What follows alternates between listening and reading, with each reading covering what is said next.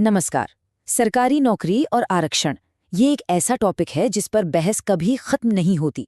लेकिन हाल ही में supreme court ने कुछ ऐसे लैंडमार्क फैसले दिए हैं जो इस पूरी व्यवस्था में एक जबरदस्त क्लैरिटी यानी कि स्पष्टता ला रहे हैं। इन फैसलों का असर करोड़ों उम्मीदवारों की जिंदगी पर पड़ने वाला है। तो चलिए आज इसे परत दर परत समझते हैं कि इनका असली मतलब क्या है। हम अपनी बातचीत शुरू करेंगे उन सवालों से जो सालों से अटके हुए थे। फिर देखेंगे कि कोर्ट ने संविधान के तराजू पर ये संतुलन आखिर साधा कैसे। इसके बाद एक एक करके उन दो बड़े फैसलों को समझेंगे जिन्होंने सारे नियम बदल दिए। और आखिर में इस बात पर गौर करेंगे कि इन सब का हम पर और पूरे सिस्टम पर क्या असर होने वाला है। तो चलिए सीधे मुद्दे की तह तक चलते हैं। देखिए, सरकारी नौकरियों में आरक्षण को लेकर सालों से इतना कन्फ्यूजन और इतने विवाद थे कि आखिरकार सुप्रीम कोर्ट को इस उलझन को सुलझाने के लिए बीच में आना ही पड़ा। सबसे पहला और सबसे बुनियादी सवाल यही था। इसी एक सवाल ने न जाने कितनी कानूनी लड़ाइयों को जन्म दिया और कैंडिडेट्स के साथ साथ भर्ती करने वाली एजेंसियों के लिए भी एक अजीब सी अनिश्चितता पैदा कर दी थी। और इसी से जुड़ा था एक और भी ज्यादा पेचीदा सवाल कि ठीक है, मुकाबला कर सकता है, लेकिन तब क्या जब उस कैंडिडेट ने उम्र में छूट जैसा कोई आरक्षण का फायदा पहले ही ले लिया हो? क्या तब भी वो जनरल सीट पर दावा कर सकता है? यही डबल बेनिफिट या दोहरे लाभ की जो दुविधा थी, वो इस पूरे मामले के केंद्र में थी। तो इन सवालों का जवाब ढूंढने के लिए सुप्रीम कोर्ट को हमारे संविधान के दो बहुत ही मौलिक सिद्धांतों के बीच एक नाजुक बैलेंस बनाना था। यहाँ पर वो संवैधानिक कशमकश साफ दिखती है जिससे कोर्ट को गुजरना पड़ा। एक तरफ है आर्टिकल 14 और 16(1) जो कहते हैं कि कानून के सामने सब बराबर है और सबको नौकरी में बराबर मौका मिलना चाहिए, मतलब मेरिट के आधार पर।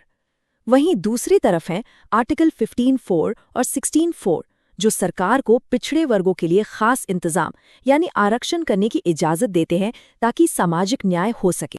तो कोर्ट ने ये संतुलन बनाया कैसे? चलिए पहले फैसले पर चलते हैं। ये फैसला ये साफ करता है कि वो कौन सी शर्तें हैं जिनके तहत एक रिजर्व्ड कैटेगरी का कैंडिडेट जनरल कैटेगरी की सीट के लिए दावेदारी कर सकता है। इस पहले नियम को समझना बहुत आसान है। मान लीजिए एक रिजर्व्ड कैटेगरी का कैंडिडेट फॉर्म भरता है। वो किसी भी तरह की छूट नहीं लेता, न उम्र में, न फीस में, न कम कट ऑफ में, बिल्कुल जीरो बेनिफिट। और फिर वो एग्जाम में जनरल कैटेगरी के कट ऑफ से भी ज्यादा नंबर ले आता है। तो नतीजा क्या होगा? उसे जनरल मेरिट लिस्ट में ही जगह मिलेगी। तो इस पहले फैसले का निचोड़ ये है कि ये मेरिट की हिफाजत करता है।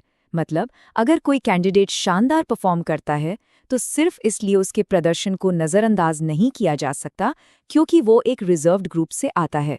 अगर उसने कोई फायदा नहीं लिया तो उसकी काबिलियत को पूरी पहचान मिलेगी। चलिए अब आते हैं दूसरे और हाल ही के फैसले पर। ये उस सिचुएशन को हैंडल करता है जहां कैंडिडेट आरक्षण के किसी लाभ का इस्तेमाल कर लेता है। ये नियम बिल्कुल शीशे की तरह साफ है। अगर किसी कैंडिडेट ने भर्ती प्रक्रिया के किसी भी स्टेज पर, शुरू में, बीच में, कहीं भी कोई भी आरक्षण का फायदा उठा लिया तो वो पूरी प्रक्रिया के लिए अपनी रिजर्व्ड कैटेगरी में लॉक हो जाता है। वो बाद में ये नहीं कह सकता कि मेरे नंबर जनरल कट ऑफ से ज्यादा हैं तो मुझे वहां शिफ्ट कर दो। अब इस उदाहरण को देखिए, इससे सारी बात एकदम क्लियर हो जाएगी। मान लीजिए जनरल कैटेगरी का कट ऑफ है 70 नंबर और अनुसूचित जाति का है 77। अब एक एससी कैंडिडेट ने उम्र में छूट लेकर एग्जाम दिया और उसके नंबर आए 75।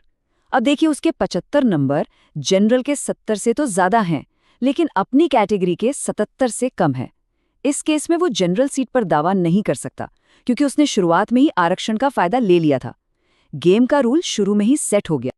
और सुप्रीम कोर्ट ने इस पर जो कहा है वो अपने आप में बहुत कुछ कहता है। कोर्ट के शब्द साफ हैं कि किसी कैंडिडेट को इस तरह से कैटेगरी बदलने की इजाजत देना पूरी तरह से गलत और असंवैधानिक है। मतलब डबल बेनिफिट का रास्ता पूरी तरह बंद।